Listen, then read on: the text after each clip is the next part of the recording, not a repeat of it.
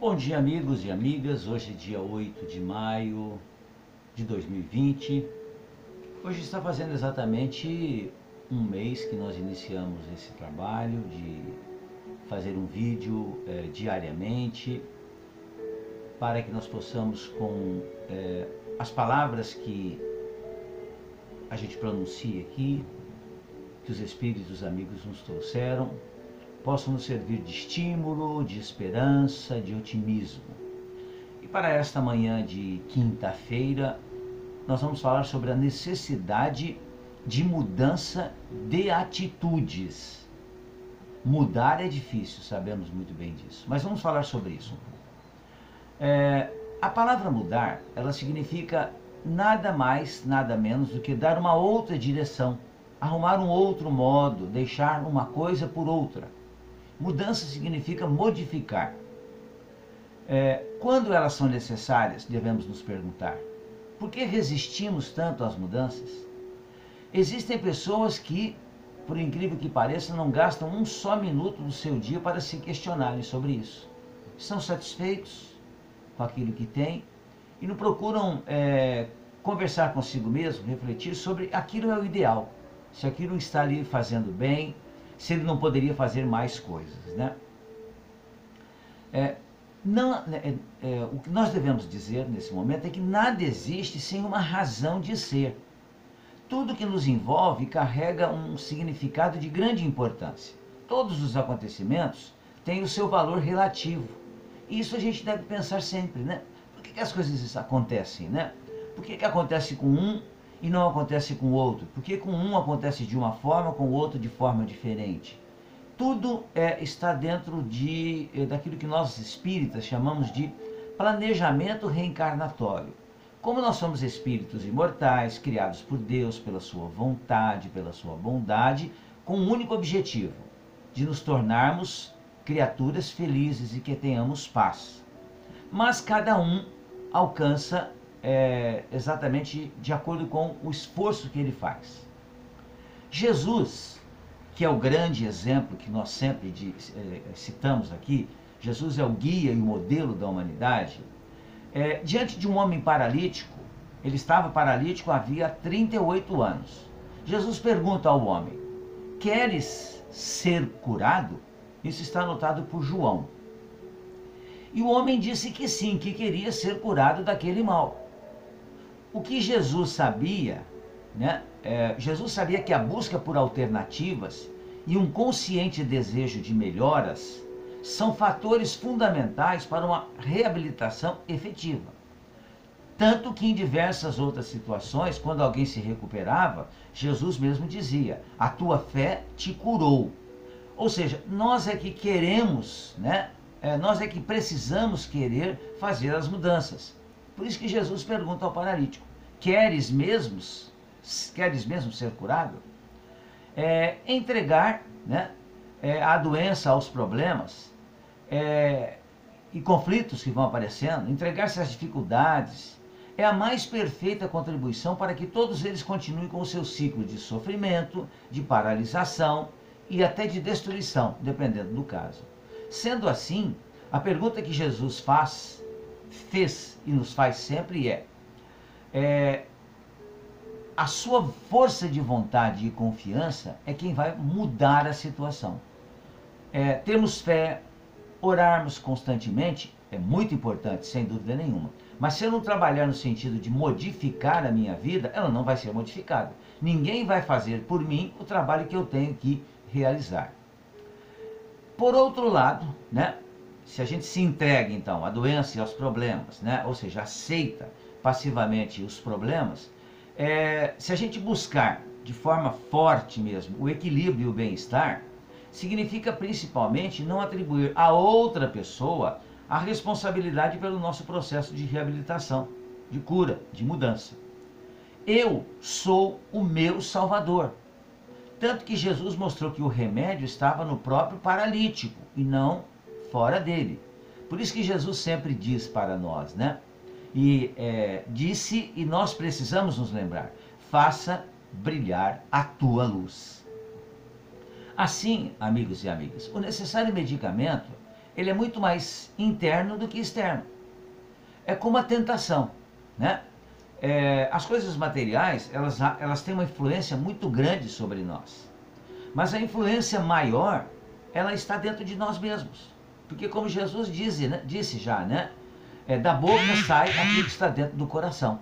Claro que não é efetivamente isso que Jesus quis dizer, mas estabeleceu um comparativo, né? Jesus poderia simplesmente, naquele caso, dizer assim, levanta-te e anda. Mas Jesus preferiu falar para o paralítico, levanta, toma o teu leito e anda. Isto é, toma a tua estrada, tua própria pessoa e segue a tua vida. Com essa passagem podemos afirmar que Jesus fez com que o doente superasse as próprias resistências internas, estimulando-lhe a força de vontade e confiança. E quanto ainda nos custa perceber que o que impede ou protela a solução dos problemas, sejam eles físicos ou psicológicos, é a nossa resistência a mudanças. Mudar é difícil, sem dúvida nenhuma. Nós somos ainda fortemente apegados à própria maneira de pensar e agir, e com grande frequência recusamos tudo que nos questione ou que aponte nossas falhas. Acreditamos ser humilhante ter que admitir nossos equívocos e alterar posturas e decisões. Por isso que para muita gente pedir desculpas, reconhecer que o outro tem razão é tão difícil.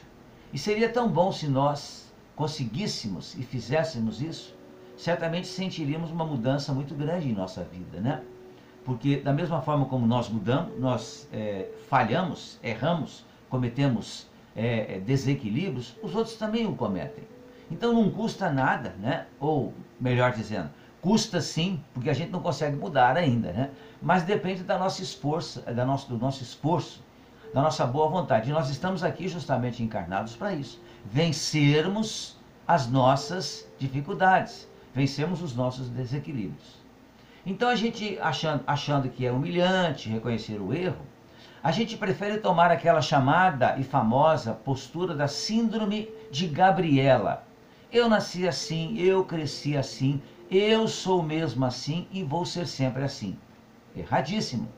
Nós estamos aqui para mudar, né? E é a mudança interior que se deve buscar, muito mais que a exterior. Porém, existem aqueles que, diante de uma situação difícil, aflitiva, resolvem ignorar o que está acontecendo, né? Resolvem simplesmente, como se fosse possível, apagar isso da sua memória. Outros, em casos assim, procuram mudar as pessoas com as quais convivem, arrumar a vida dos outros, pois acreditam que o seu dever é arrumar o mundo e não a si mesmo. E existem aqueles outros que se escondem nos vícios, desenvolvendo manias e doenças. No entanto, ainda assim, essas pessoas jamais encontrarão o que de fato os preencherá íntima e plenamente. O espírito Hamed, ele faz uma analogia entre a água corrente e a água estagnada. O que significa entre o pararmos e não fazermos mudança e fazermos mudança. Ele diz assim, que a água renovada é corrente, oriunda da chuva, do orvalho, das nascentes, enquanto que a água estagnada, aquela que fica parada, é aquela que em breve, por inércia, vai se deteriorará, tornando-se um foco de larvas e podridão. Então, também nessa analogia, quando não permitimos a mudança em nosso mundo íntimo, exigimos a mudança na realidade exterior. E com isso facilmente a culpamos por não corresponder às nossas expectativas. Então, amigos, querer mudar o mundo é muito interessante, muito importante, mas nós precisamos primeiramente mudar o nosso mundo íntimo, né? É claro também que a necessidade de mudança em nossa existência vai afetar o nosso comodismo e conforto, né? Vamos sair então dessa área, dessa chamada zona de conforto, que solicita de nós uma reciclagem, uma mudança de conceitos, crenças e valores, um repensar de posturas. E a gente pergunta, estamos dispostos a isso? Ou nós não queremos sair, né, do nosso ciclo, né, dessa nossa rede de conforto e de comodismo? São necessárias ainda modificações em costumes e hábitos que estão muito enraizados. Hábitos ruins, como exigir demais dos outros, irritar-se com a falha ou a demora dos outros. É necessário a gente acabar com a maledicência. E hoje, com a internet, com as redes sociais, nós temos uma oportunidade bendita realmente de mudarmos a nossa postura em relação aos comentários que nós fazemos, né? Deixar de ser maledicente. Entender que aquilo que o outro escreveu, ele tem o direito de escrever. E que nós, pelo nosso lado, se nós não concordamos com aquilo, simplesmente não vamos dar palpite nenhum. É problema do outro o que ele fez ou o que ele faz. É preciso ter tolerância. Ser tolerante significa o quê? Realmente reconhecer que, como nós erramos, o outro também erra, né? Ser tolerante é muito interessante, muito importante. Reconhecer o trabalho do outro. Ou seja, observar que se o outro não fez a coisa certa, pelo menos reconhecer que ele tentou fazer. É valorizar. E o saber valorizar os outros é muito importante, porque nós também queremos ser valorizados, né?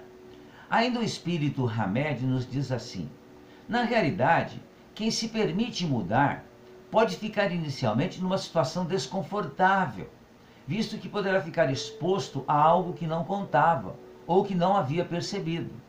O que acontece é que, quando alteramos o estado das coisas, modificamos a nossa antiga maneira de interpretar, entender, expressar e dar sentido e importância às coisas.